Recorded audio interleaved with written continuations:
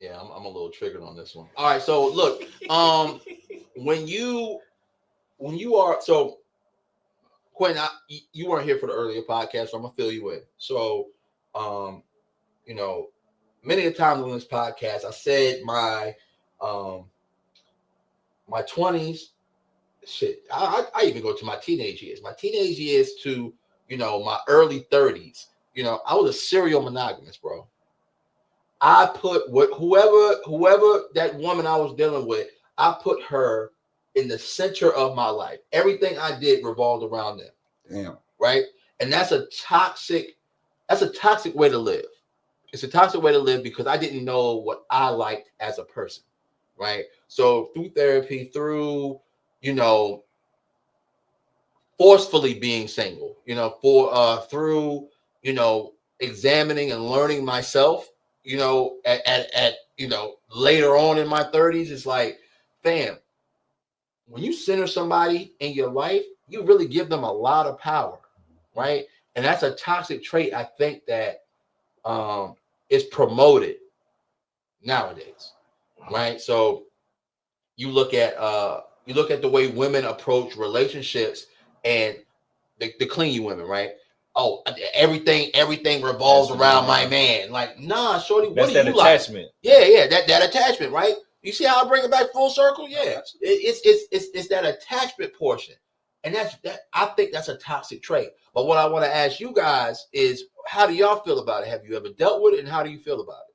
For me, unfortunately, the monsters do that, but we're gonna get away from the monsters. Yo, Prime. Yeah. A Prime girl. Yo, what's good? What's good? Happy birthday, G. Happy birthday. So, all right. So, putting someone at the center of your life, I don't think. Here's the difference between me and you, bro. I have personally never did that, so I commend you. I'm gonna do this on camera, bro. Like, I don't even want you to play yourself. Like, I don't think there's nothing wrong with that. I think it's about who are you putting at the center of your life. Okay. For me, I've never. I mean, the pimping been so crazy, bro. Now, I'm being honest with you. I'm being straight. Anybody that know me know it's been so crazy that I created trust issues around that. But my daughter being alive and coming in my life has proven to me that it's actually nothing wrong with that. I thought it was crazy. Like, I would have looked at you as, this nigga soft, bro. You making every motherfucking girl. I got a homie right now, man. This nigga, Just KP, shout out to my nigga. He is a guy who really respects women, bro. I learned from him. The woman he with now, he really, really fuck with. He put her at the center. And I personally look at that as, there's nothing wrong with that if there is value in it for expansion. It's just gotta be an asset. Yeah, it's gotta be an asset. So I'm not gonna play no niggas like where I'm at now. I'm ready to make somebody the center of my universe, because now that my daughter, I've been doing that for my own daughter. I'm looking at life like, damn, all this pimping, bro. I'm gonna have to put the jerseys up now. You feel me? Because somebody deserves this from me. And my daughter getting it makes me happy. I didn't even know I was gonna be happy doing this. So with you doing that, bro, I think it was a dope thing. I think I'd rather make mistakes putting somebody first than do what I did. I ain't put nobody first. I was a selfish ass nigga. Like, I ain't give a fuck about nobody. Like, no, I'm being honest, bro. I appreciate that. Yeah, I ain't give a fuck. It was all about me type shit. Because, of what happened to me, because I had, mama traumas of me and her went through our situation. It caused me to be like, it's about me. What I'm learning with my daughter being in the center is, it's never about you when it's love and no attachment. It's about if anybody who reads the Bible, I'm a Christian or whatever, no matter what you are, but there's something that Jesus was saying that was deep. He was like, who amongst you is great, let them serve you. So like, whoever is better at something. So with you doing that for the ladies, bro, that was a clear sign that you was in a better position regardless. So for me, I'm going to say I'm ready to put somebody at the center of my universe. You feel me? Like, that's where I'm at now, is like, I'm ready to be like, and I think that's the only way to really date a good woman, bro, is to put her first. You feel me? No, but put her second. Depends on your spirituality situation. But yeah, for sure. That's my take on it. Is basically to end it off with a good joint is, the center of your universe depends on the value of that individual. So I want to say that, I was I was raised by some old school cats, man. So like, you know, and that makes sense. Looking at my grandfather, looking at my great uncles, his brothers. You know what I'm saying? Looking at my other great uncles. Like we go out to Home Depot, right? They got one job. They buying blades for the lawnmower, right? But they looking at a little shed to put over the lawnmower, right? So they looking at it. They not buying nothing. They looking at it. Salesman come over. Oh yeah, we got this one for this month. This one for this month. Oh, what you interested in today? Gotta talk to my wife. You know what I'm saying? Like that was the ilk of man that I was raised around. You know what I'm saying? So that was my example of how to treat a woman. You know what I'm saying? Like, you know what I'm saying? Like they would literally go to work all day, all week, right? All week.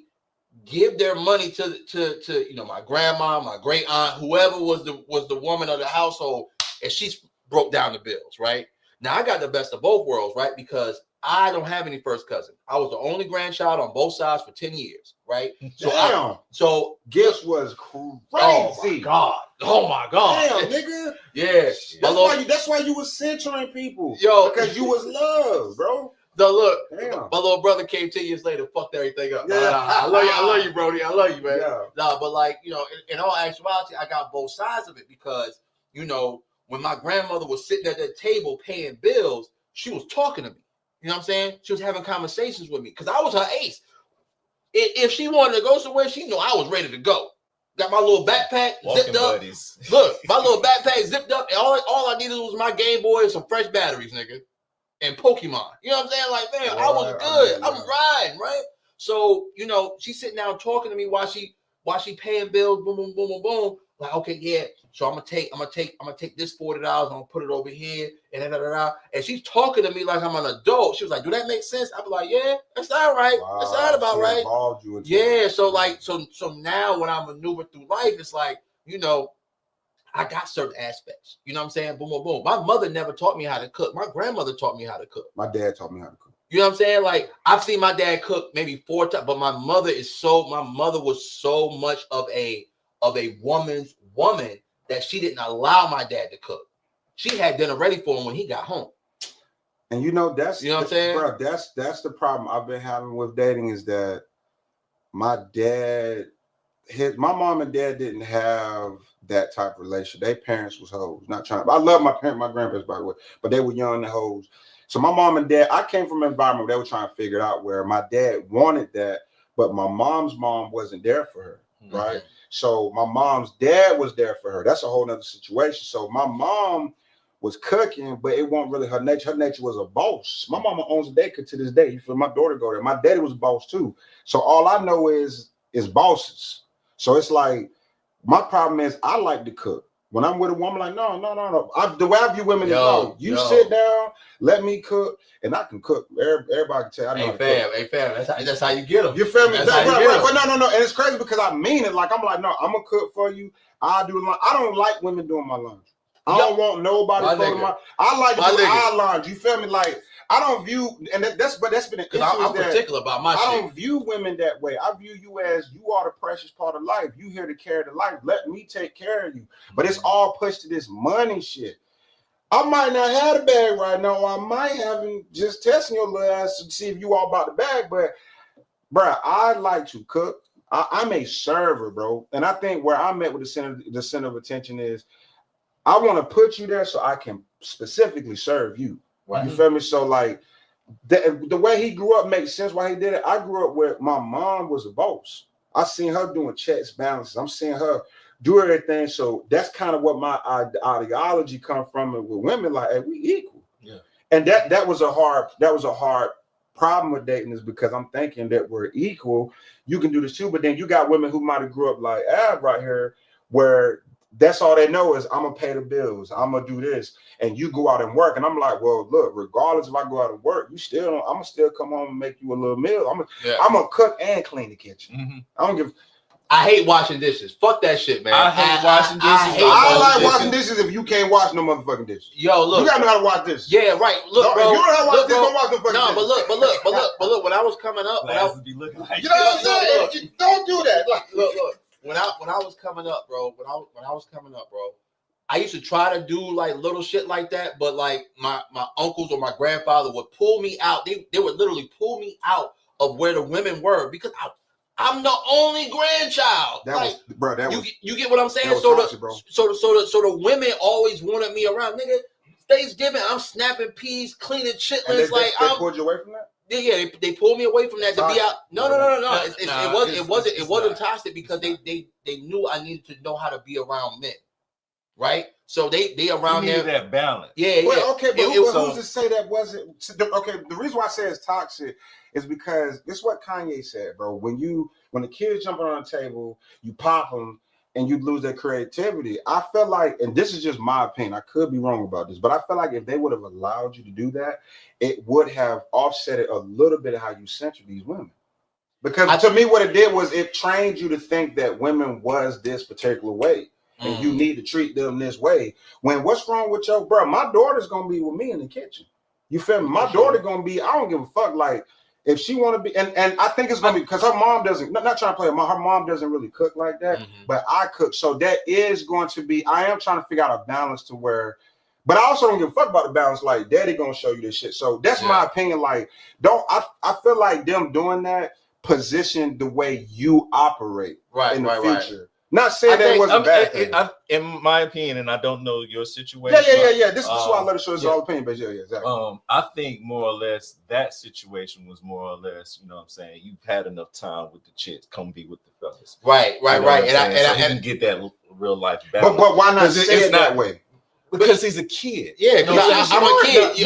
I'm a kid. But I'm supposed to be seen and not heard. You know what I'm saying? Yeah, this is the thing. Like, we don't think about the impact the things that we do affect our kids until we get older and realize, oh shit, that was wrong. No, not even that. I mean, not your situation. No. But you know what I'm saying? It's like you had an epiphany that. Not even that. On a whole different note, we don't realize the impact of those actions that these adults took with you impact the man that you are today. Oh yeah, it's a whole different thing, right? So my dad gave me 2 pieces of ultimate fucking advice. I was too young to receive it, but 30, 31, 32, that shit clicked, right? So I was 14 years old. I knew he knew I just got my little first piece of pussy, right? How he find out? Was it through a letter? No. The swag. The swag when I walked in the house was different. The swag when I walked in the house was different. Like the ATM. That swag when I walked in the house was different. Got you some cutties. Yeah, right. So my pops was like, yo, let me talk to you real quick, right? So I was like, fuck, I done fucked up. I done did some shit. He was like, yo, I just got one thing to tell you. I said, what's up? He was like, yo, watch where you plant your seed. And he left it at that. My dad told me to say, yo, at 14 years old, I'm like, what the fuck are you talking about? My dad, the way my dad told me was this, and it was fucking scary, but he had kids at 15. He says, any woman you fucking is a potential baby mama. And so that's what I started looking at women like, okay. But honestly, it was, you know what I'm saying? It was still good for me to think that way because it was women that I really liked, which, by the way, I have an amazing, my child's mom is amazing. So I did you know what I'm saying? That taught me. Shouts out to her. Yeah. She's a nurse, by the way. You feel me? She works with little children. You know what I'm saying? Who's getting surgery. So I did a great job with that. But it's because my dad, no matter the wholeness in you, control the hoe. You feel me? Like, where's, you know what I'm saying? Where is the hoe gonna go? Like, it's because that's true though. Because I'd rather come. I'm being honest. I'd rather come in this is gonna sound. I'm drunk. I'd rather come in a nurse than a stripper. 1,000%. Because if it's a stripper, you gotta battle while she's stripping all this up. The nurse, I can pull it together. We can figure it out.